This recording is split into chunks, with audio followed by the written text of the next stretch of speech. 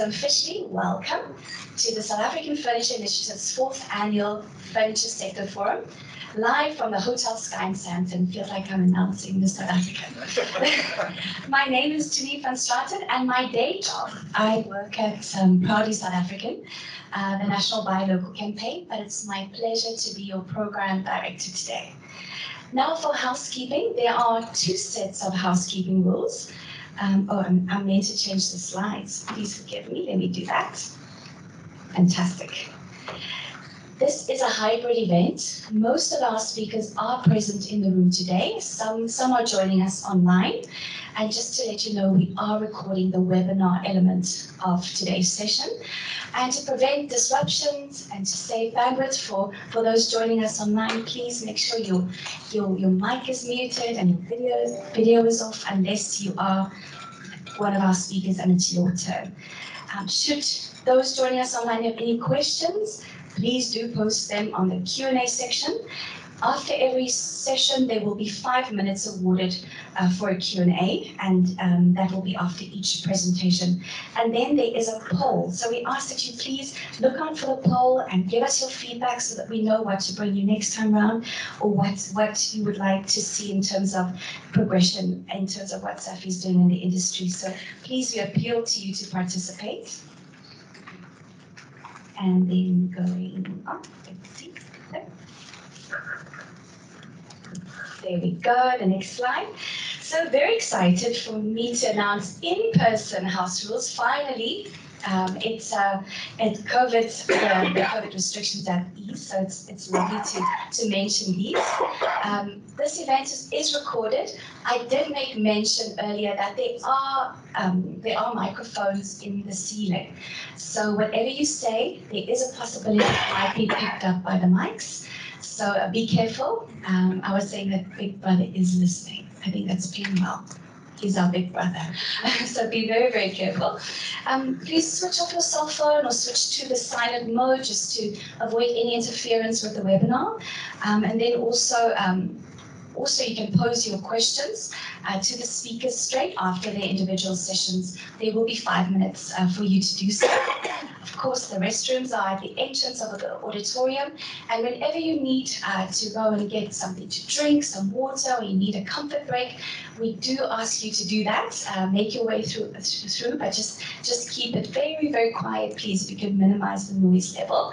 And then those of us present, lunch will be served afterwards in the Equinox restaurant. That's located on the 1st floor.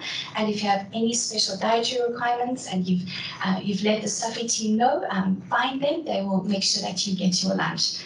So we are running a tight ship today. It's a full program. I will be sitting on the sideline and checking the time. So for our speakers, when you see me, come and say hello to you in the front. You know it's time to finish. I've been asked that we have a hard stop at 2 o'clock. So please do your best to keep to the timing.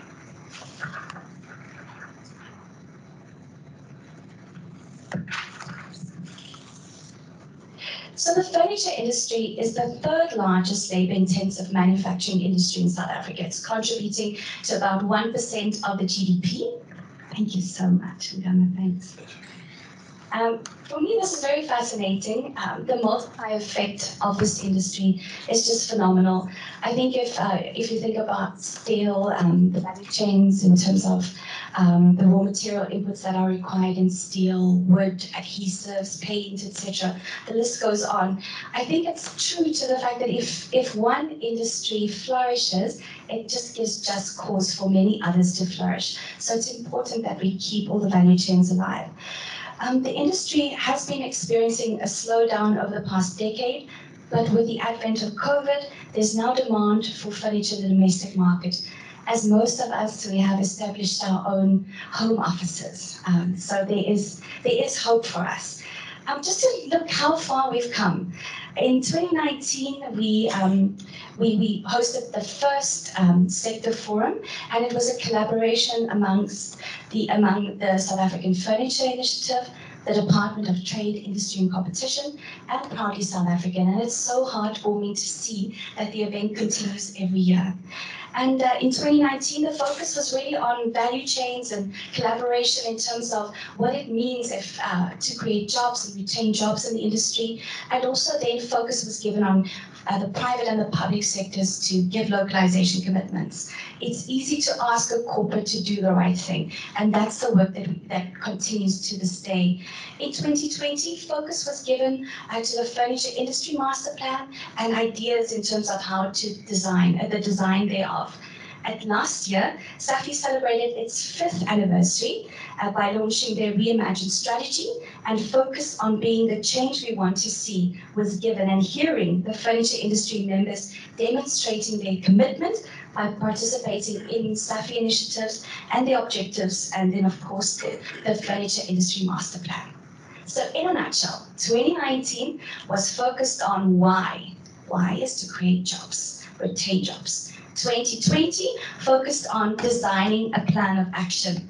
2021 saw stakeholders making commitments, and 2022 the focus is on implementation. So I was looking at the definition of cohesion, and it is the act, so it's doing something, of forming a united whole. In physics, I quite like this one. It's the sticking together of particles of the same substance.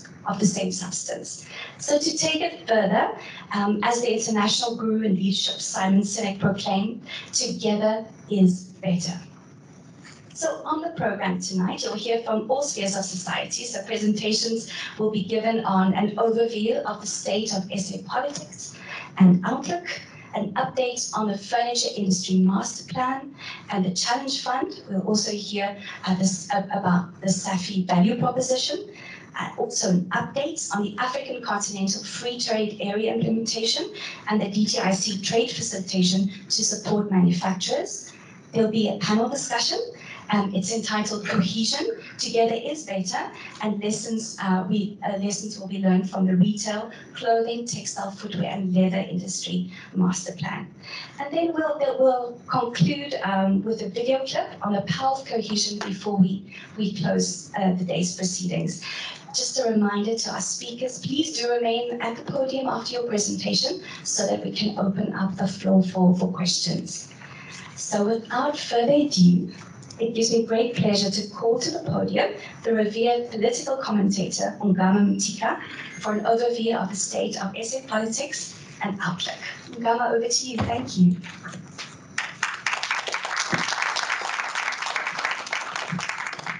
Thank you. Good morning, everyone. My name is Ungama Mtika. I come from the city of Gqeberha in the Eastern Cape, or the erstwhile Port Elizabeth.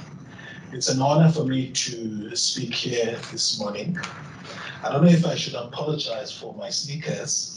It's not really formal wear, but we're moving with the times as young people.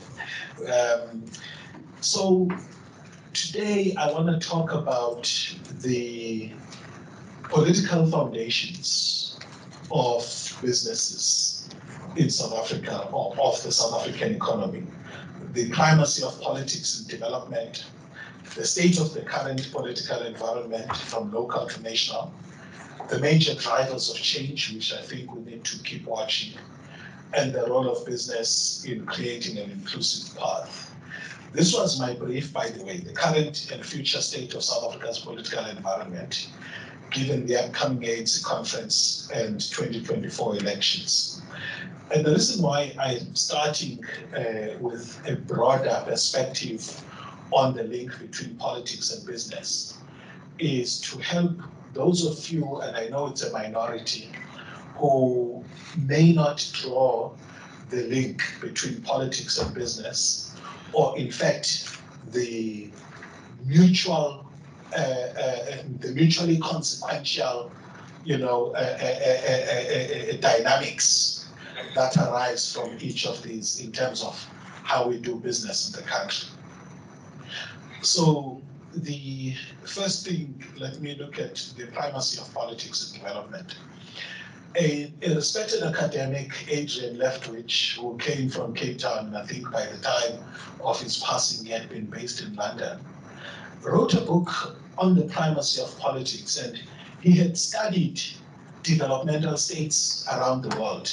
States that in the 50s were poor countries, but made drastic bold investments that transformed their nation such that by the 1990s, we were talking of Asian miracles and countries that had become developmental states.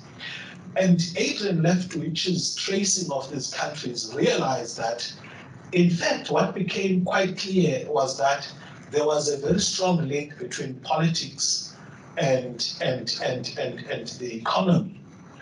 And in fact, politics had become primary on the nature of success that a country had, or in fact, failure.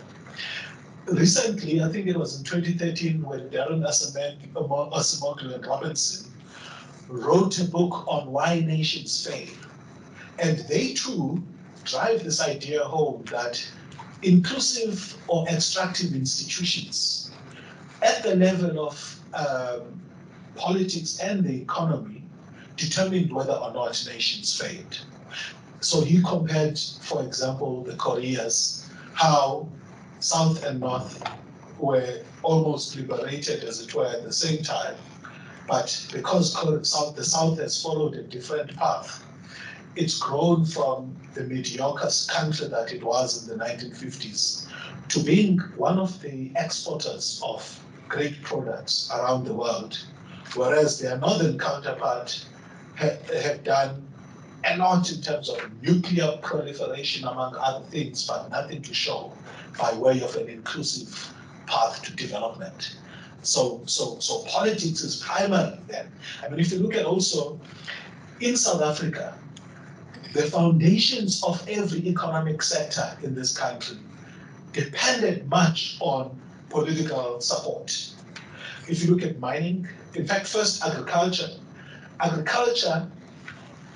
mass agriculture needed an army of cheap labor. And that army of cheap labor couldn't be available in South Africa because the mode of production among the natives was one of subsistence and direct, relationship with production. So big agriculture in South Africa needed government, then first the Afrikaner government in the independent republics and the British government to first impose policies that would create the mass supply of labor. So land dispossessions, introducing of taxes which you didn't pay by cattle, but you had to pay with cash, to create an army of cheap and what Sambitel Blanche calls black docile labor. Now that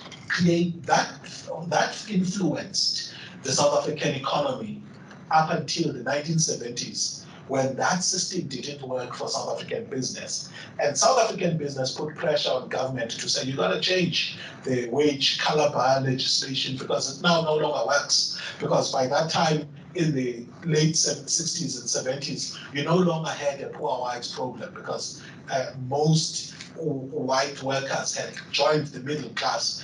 And so South African business wanted, in fact, to create black labor unions that can challenge the dominance of white workers. And so for that reason, whereas labor unions had not succeeded previously, from the 70s onwards, because big business wanted to neutralize the power of white labor unions, black unions became successful. So the point I'm making with this first slide is the centrality of politics in economic sectors throughout this country. I mean, if you look at also the golden age of apartheid, and I'm careful in saying that from the 50s, from the late 40s to the early 60s, when the economy grew at levels we have not seen in this country, it was because of the pressure by the National Party government to survive, and therefore it pursued import substituting industrialization because there were imminent sanctions and therefore the economy needed to survive. And in those times, manufacturing became a key driver of the South African economy, precisely because of a political strategy direction by the National Party that said you actually need to drive a more internal sovereignty of South Africa so that it is able to survive the period of sanctions. And indeed, we hear sometimes some of our parents say, it was better during apartheid. That's because they had jobs, notwithstanding the, oppression that people were experiencing. But obviously, from the late 70s, once the commodities crisis hit, then there was a need to actually create more jobs, because structural unemployment in South Africa started in the late 70s, where it became quite clear, and this is where business also started putting pressure on government to say the apartheid policy of blocking people from acquiring certain skills trade is no longer working, because now we need black people, for example, to start occupying the semi-skilled jobs. By that time, they were not there, because previously they had been discouraged from actually acquiring those skills. Okay, so key major trends in the relationship between politics and business was, in the colonial period, business needed the state to administer the system of dispossession so that you had a mass supply of labor. In the 40s, the Afrikaner capital needed apartheid ideology in order to displace the English and be able to create a base of business for emerging Afrikaner capitalist interests. In 1994, in the late 70s, early 80s, business took the lead to engage the ANC in exile. Why? According to Sam Peter Blanche, because they were searching for new ways of accumulation. So part of what explains why South Africa succeeds with democratization in that period is as much about a crisis of business, I think, of capital accumulation, as it is about the unbearableness of apartheid at the time. And then from 1994, in that transition period, you see a process of transforming business so that it could continue to survive even if apartheid capitalism collapsed. And then that period gives birth to BE and everything else, which is currently in crisis, and in fact was put in deep crisis by the rise of state capture. And then now we are here where we're experiencing the shy dawn.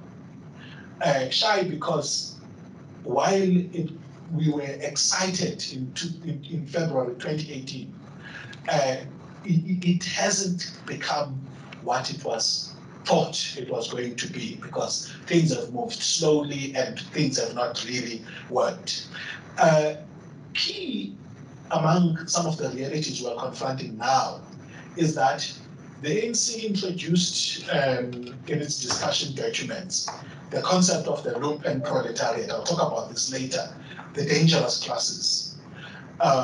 Those of you who depend on logistics, which is all of you, depend on logistics to move supply goods and services upstream to your processing facilities and downstream to customers, know that you are facing the rise of dangerous classes because people hijack trucks, they demand certain percentages, among other things. And then if you look at other sectors, the rise of the construction mafia, well, we'll talk about later on, but it's part of the socioeconomic realities that we're confronting. It's a phenomenon that arises directly out of the fact that in South Africa, half the population is poor.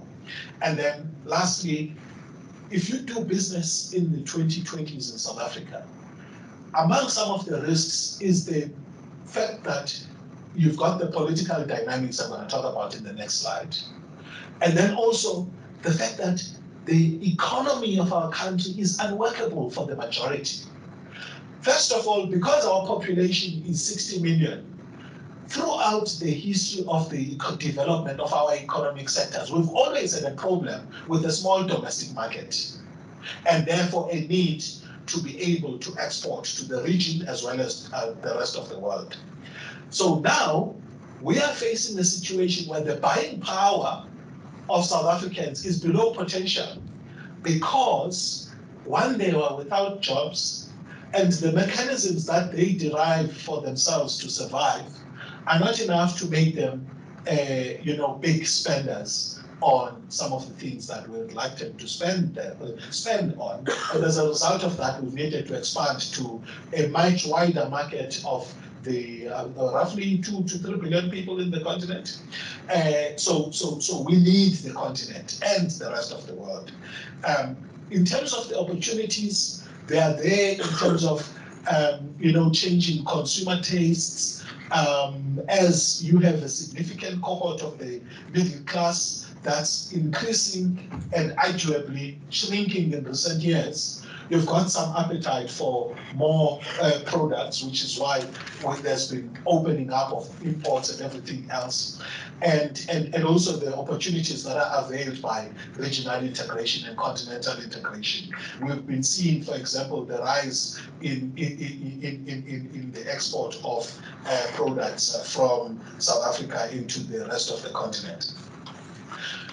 The major issues in the political environment are, one, the decline of the dominant party system, the major trends. The decline of the dominant party system has got two consequences. One, the positive one, is that government theoretically becomes more accountable. The dominant party system is what you had since 1948 to 1994, and then it changed character in 1994 to a former liberation-led government of the ANC. So South Africa has been used to years of party dominance, almost over a century. We don't have experience with coalitions. The positive about the declining of the dominant party is that you don't have the kind of abuse of power that you see when you have one dominant group. However, the negative aspect of it is that decision-making becomes messy. You as stakeholders now know that you engage the minister, you engage that one, they've got the power to carry out some of the policy proposals that come from you.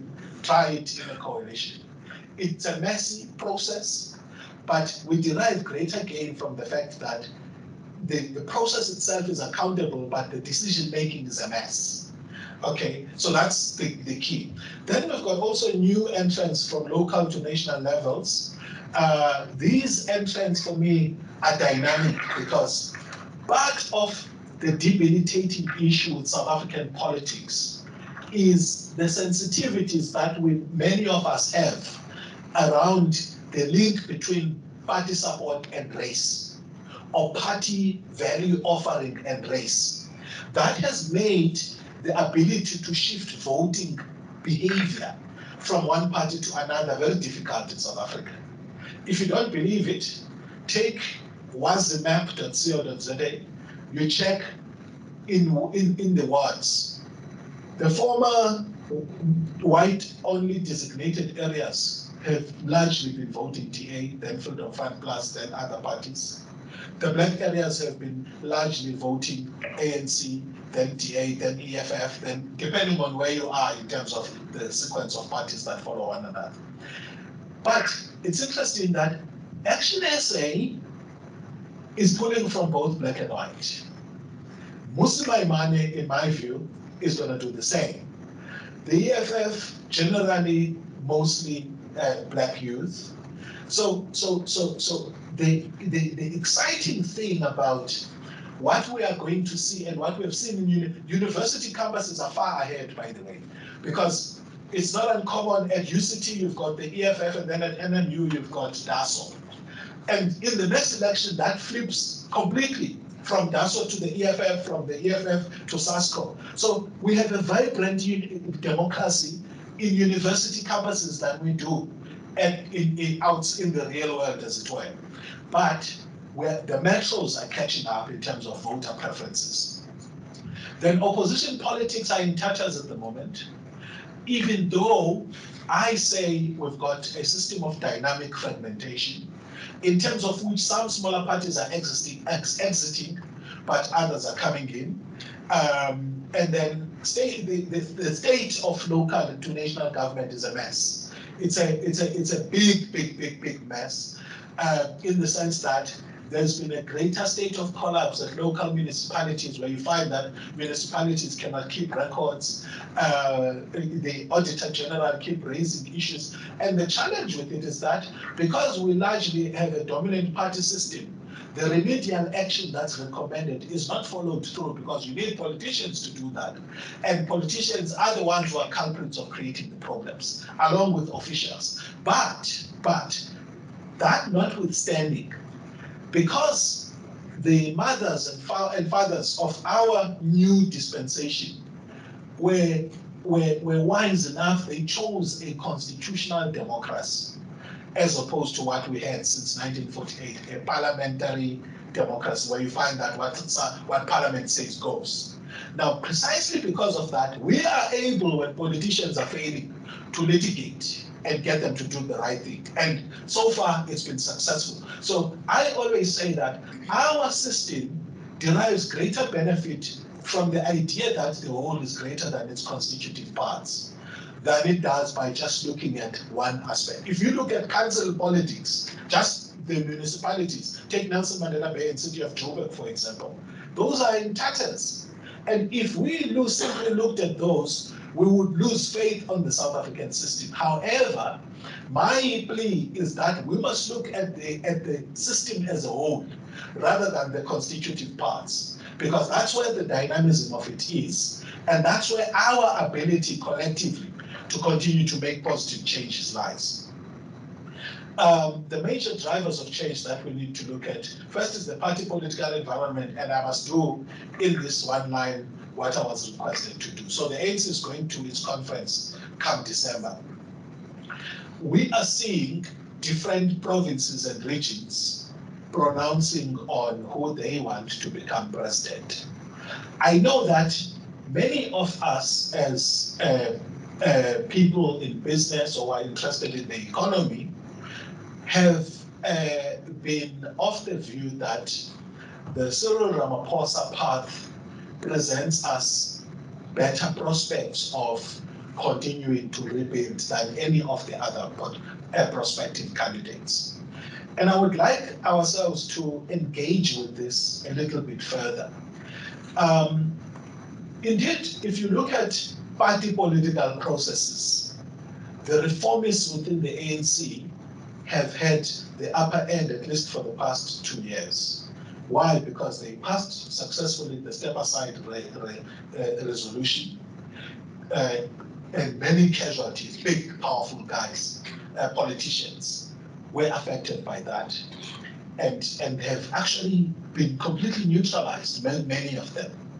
So kudos to the reformists within the party, and I talk about the ANC because it's largely the governing party. They've been able to do that. And then if you look at law enforcement, we're making jokes in social media around the Hawks GTIs that are roaming around the streets. Everywhere they are seen, people are scared because for the first time, Hollywood-style arrests have come back.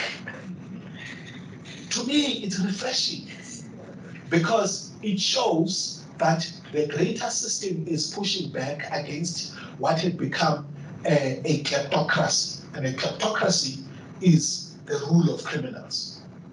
So if you've been in a system where criminal gangs rule, it's exciting when there's some space for law enforcement to actually go back to making Hollywood-style arrests, because they've got a deterrent factor. I mean, think about it. The Tembisa Hospital saga.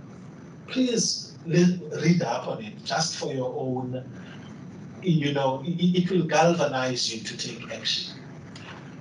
Babita Deokaran stumbles upon evidence of a syndicate that's swindling money from Tembisa Hospital and begins to take action.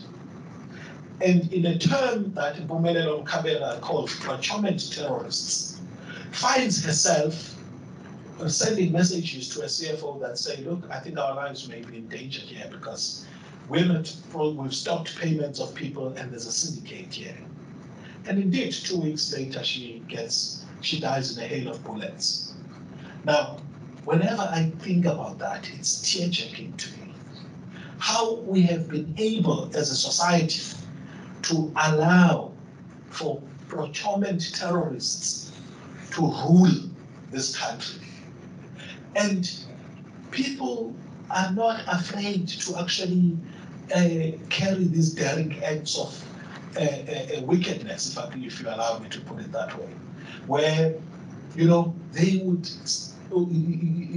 hold public services at ransom because they must buy the next house for 75 million at Kemp's Bay or 25 million, whatever the price is. But the crass materialism is out of this world. So we have had those groups control various aspects of South African society, and in fact, being called a gangster state is fitting in that sense. So when we are able to have the return of some sense in terms of arrests and prosecutions, it's a good thing. However, we are seeing that there's just tolerance for incompetence. I don't know what your position is, but Eskom is blatantly failing, and in fact, I engaged in economic sabotage. It is sabotage because production times have been completely reduced. My issue with Eskom is that you don't get a sense of, we were here, we had the state of problems at this level, now some interventions have been made, and at least we have not gotten it right, but there's been some. No, there's no improvement at all. That is my problem. Instead, we've moved and got introduced to stages 4, 5, and 6. Now the Tsotsis who are supporting Bo Koko, Machela Koko, and Brian Molefe are humiliating us because they are saying those guys were better who were stealing from the public fiscus. And they are right, because those people stopped load shedding for a considerable period. We have created a situation in South Africa where our choice is between incompetent people and competent crooks. And why can't we have what I witnessed as a young professional in the early 2000s, where I started working at Kucha and I saw the pride of a new nation that was pushing. There were excellence. Young black executives and white executives in Kucha were shaping a new path, carving a new path for a democratic South Africa to show that, in fact, we can govern collectively as a people. 2007 happened, Polokwane, and an anti-intellectual, anti-competence culture developed, and now we find ourselves here. The issue that people fear the most with the change in government in this coming election is whether the people who are pro-Ramaphosa are going to win or not. I have grappled with this, and I realized that I must disabuse myself of this idea that only Cyril can govern in this country. And I'll tell you why. My sense is that the problems the ANC finds itself in when it comes to leadership are intractable, and in fact are generation specific. So I'm among the people who say, Cyril wins, Cyril loses, we will fall on the hands of the Lord. And my trust when I say that is that the greater system enforces greater accountability than the agency of the ANC president. We've gotten to a stage where indeed it matters to have a president who's giving political support and is a political champion for law enforcement to come back. And we know the opposite when the president, in fact, is a political champion of a kleptocracy and is devoting time in making sure that these institutions are collapsed. However, I have a feeling that those days are gone for the ANC, such that even if it is the leading party but not the majority come 2024, the power to be able to repeat the years of state capture is long gone. So maybe join me in this path of disabusing ourselves from the fear of who gets to lead the. It's still important. I mean, we would want to gain the traction that we are going to gain, but there is greater comfort in the working of the political economic system in South Africa than does come from a false dawn. And I am still of the view that, and by the way, I wrote a piece 3 weeks before the Phala scandal came out to say, as a matter of political strategy, President Cyril Ramaphosa should not consider coming back, and I think it was published in Business Day or News 24 platforms. Should not consider coming back, but give the ANC a new lifeline by positioning a successor, using his own political capital. Why is that desirable? Because at least we know that momentum for rebuilding is guaranteed, while the intractable battles among themselves about who was best in the 70s and the 80s and who did not bow down to the pressure of the security establishment when they were tortured. We don't care in the 20s, really. I mean, we've paid the dividends to liberation fighters since 1994.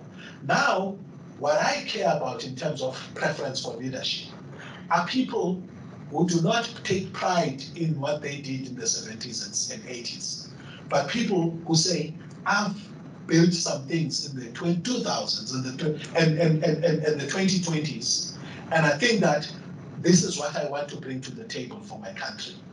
Those are the kinds of people who are going to take us forward, and not these Dankulus who are actually undermining one another and contesting one another's right to rule based on whether you know the ANC or you don't know it. Now, this is where you come in, you and I come in. I don't know how we're doing time-wise. Okay, this is where you and I come in. South Africa is unworkable as it is. Stephen Friedman wrote a beautiful piece where he was saying, the challenge with South Africa is that even among the black population, you've heard people who constitute part of the 12% that's highly educated, that has been able to have democratic South Africa work for them, thanks to either affirmative action and, in fact, the school that we attended and the qualifications that we got. We got opportunities in an economy that was not receptive to black talent. Okay, but the majority of people who have been failed by the system are the ones who started primary school but didn't exit with a matric. If you look at the Statistics SA data received, I think it was June, published in June, one of the things that you found there was that education is a pathway to success and out of poverty. The share of people who do not have post-matric qualification of unemployment is 90%. In a country where we have foolishly allowed for the decline of the manufacturing sector, and we have become a services economy, and the services sector mirrors what developed countries are. We have no business having an economy that's so concentrated on services in South Africa. We should have primary industries and secondary industries, manufacturing, and then some degree of tertiary services. Because tertiary services by their nature require more skilled labor. Whereas primary activities and manufacturing, in which your sector plays, are the ones who create massive jobs that can employ more people. But our economy is not doing that. The structure of our economy is terrible for a country in the developing world. So we need to find a path back to manufacturing again. We need to find a path back to primary agriculture again, even as we don't lose traction in the services and forward-looking for IR types of industries. That is the path that is guaranteed to succeed. So you are important in the sense that if you've been able to master key production capabilities, it's important to expand closer to where primary agricultural activities are taking place, so that those economies are in fact helped to industrialize. And when I'm talking about like that, I'm talking about subnational economies. And this thing of concentrating production in Durban, Cape Town, and Joburg is no longer sustainable for the country, because you yourselves are complaining about migrants that are coming from these marginalized provinces, which, by the way, were systematically marginalized so that you could calm the political activism that those provinces had, including the Eastern Cape. I'm paid about the Eastern Cape because in the 1800s, we were among the first to educate not only people from the rest of the country, but from the rest of the continent. No less than 3 presidents from the continent were educated in the Eastern Cape in the late 1800s and the 1900s, early 1900s. Systematically, first the apartheid government went after that kind of education, and then the ANC democratic government was worse, because they then didn't support technical schools, which were systematically destroyed since the 1970s. They came in, they closed them further. And now we are in trouble, because go to any township, you are going to find that people who are doing welding businesses, which is a huge economy in townships, people who are doing furniture manufacturing with fabrics and nice, are not from here. We still have some resilient South Africans who are still participating in those businesses, but they are not, mostly are not from here, because we thought it was a cool idea to close technical trades because everybody must have a university degree. But we need also to close the inefficiencies. About 3 months ago, I sat in a session where a friend of mine was interviewing designers, clothing manufacturing and furniture manufacturing designers, to run an incubator. And I was amazed at how much innovation and creativity is going into making cushions, making furniture, making shoes. This nice sneaker I'm wearing is made by a local designer in Quebec. Okay, so we've got South Africans who are humble and are not dependent on tenders, who are rainmakers in their communities.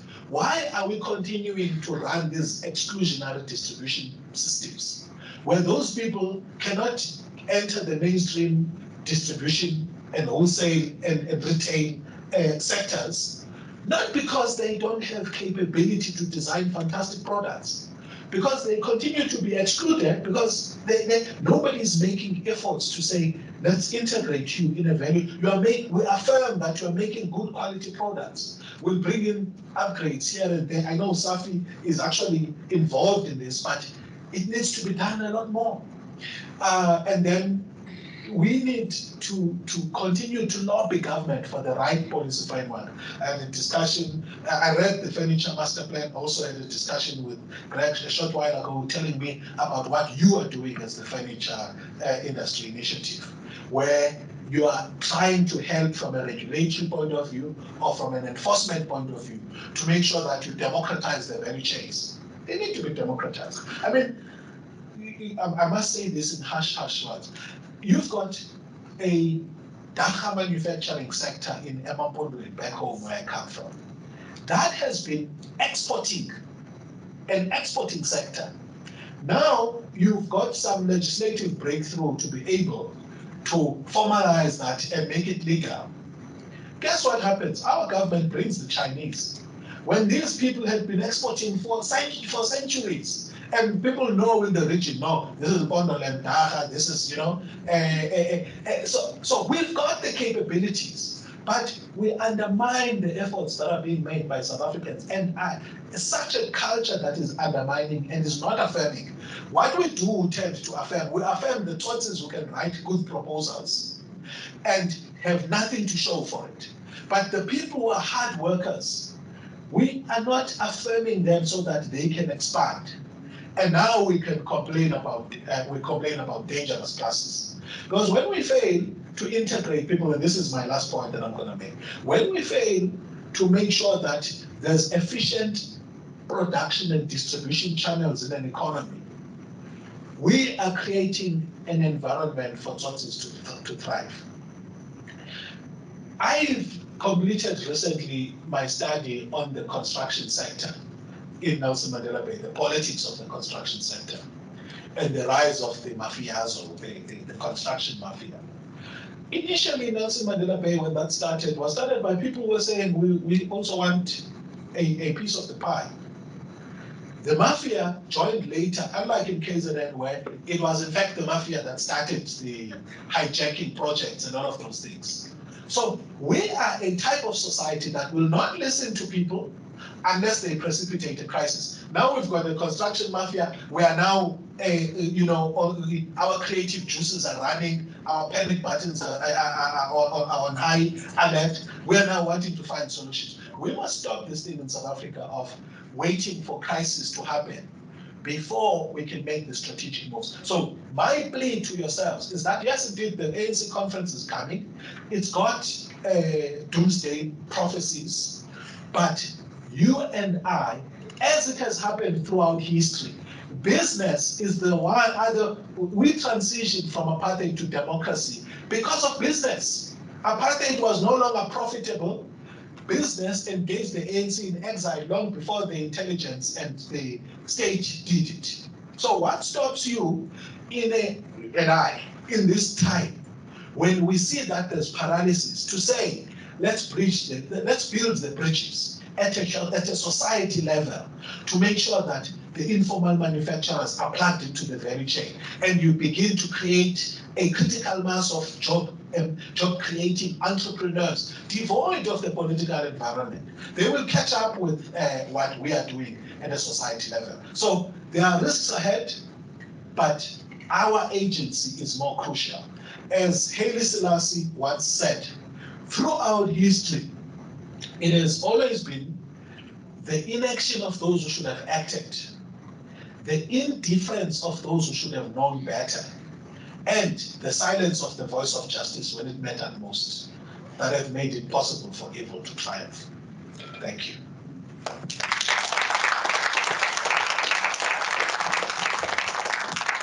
Are there any questions on the floor? No questions? There's nothing online? I can ask. Oh, yeah. So, do I need a mic?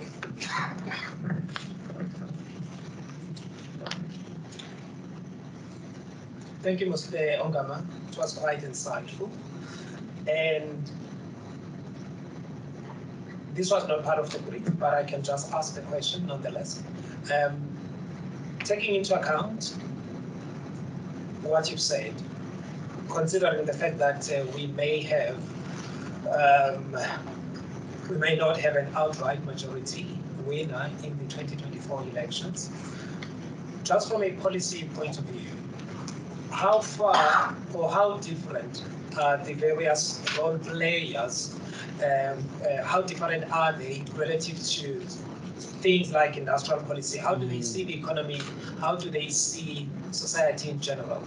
Are we going to have a conflict based on policy, or are we simply going to be faced with conflict emanating from the fact that we just inexperienced in dealing with coalitions compared to countries like Israel that have been doing it for years and years and years?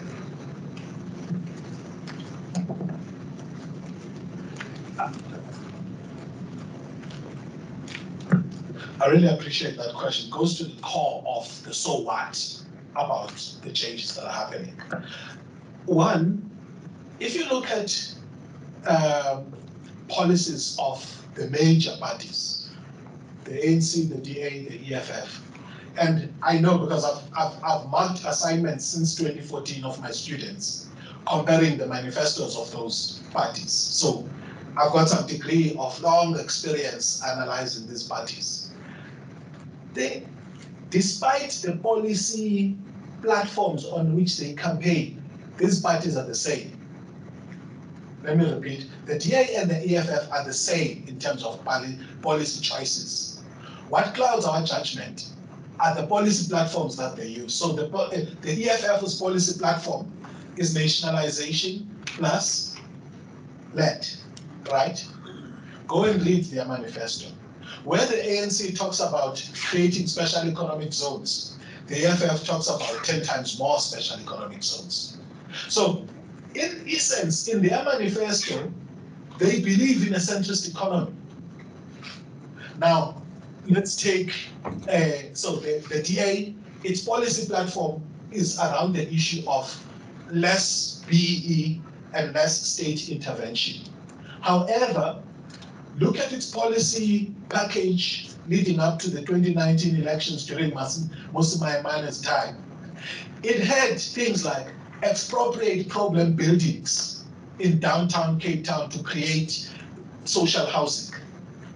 Okay, so which means there's some consensus that there are things that we need to do in the country which deal with inequality, but there are differences in dimensions. The ANC is all that the DA and the EFF are. It's a centrist party. And also, the other way to answer your question is, what will voters prefer? The voters have proven throughout history, okay, well, maybe throughout democratic history in South Africa, that they are not on the extreme left or right. Because look at it, all the parties that are identity politics parties have disappeared. PAC, AZAPO, Freedom Front Plus, National Party, all of these parties that INGATA, that are identity politics centric, are not making great traction in South Africa. So the EFF has got some flair of also identity politics. Guess where it is? It's in the margins. So the majority of the voter preference is centrist ideas and more inclusive nationhood. That's why the majority of the support is between the ANC and the DA. Now, could that change as a result of the parties that are coming in? Absolutely not. Because the EFF on the left is the last party to come in.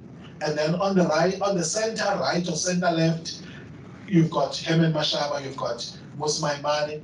You're not going to have any extreme left or extreme right policies from those parties. So my view is that from a policy point of view, South Africa has entered a phase in which quality of leadership and outcomes of government performance have become the greater demand than ideological purity. And that puts us, like Britain, by the way, and a few other countries, in a path where policy is mostly going to stick around the center. And that bodes well for business. But business themselves need to be a little bit center-left, in my view, where you ask yourself, what can I do to integrate the small guy that operates somewhere? Because if you don't do it yourselves, grievance exploitation by the people who purport to be leftist, wine-wearing Gucci, or what we've called the Gucci revolutionaries, is going to continue.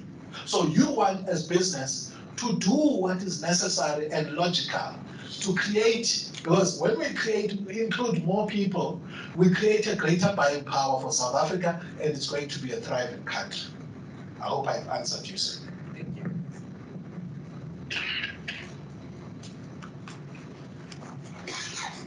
Question? There's another question.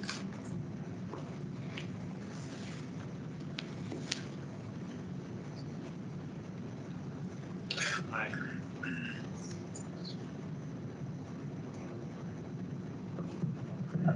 Good morning. Very good presentation. I must commend you on that.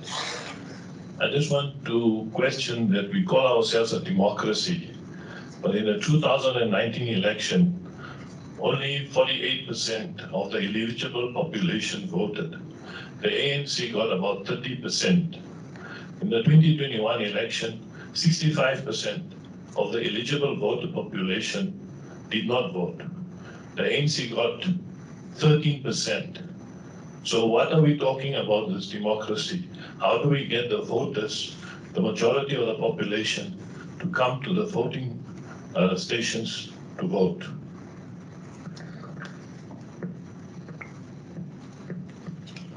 Are we able to take any other questions so that we don't? I'm Okay. afraid no, we've run out of time. All right.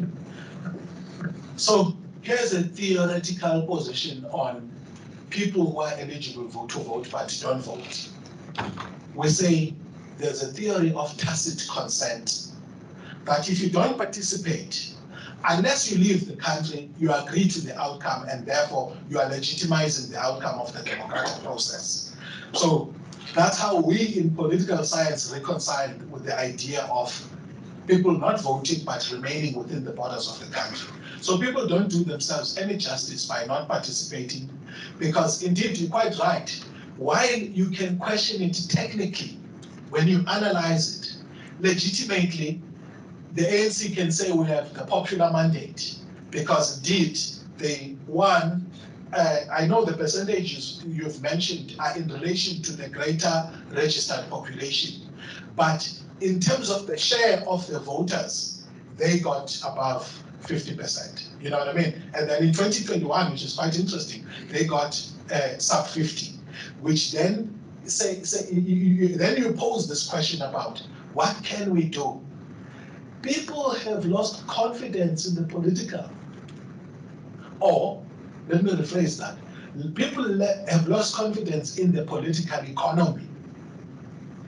More people, because we would think in business, we would think that the rage of the people is only against the politicians.